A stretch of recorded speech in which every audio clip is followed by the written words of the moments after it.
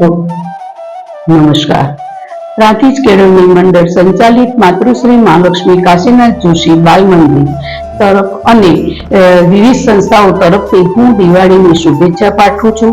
દિવાળીમાં આવનારા તહેવારો તમારા જીવનમાં આનંદ, આરોગ્યમય અને સમૃદ્ધિથી છલકે તેવી પ્રભુની પ્રાર્થના।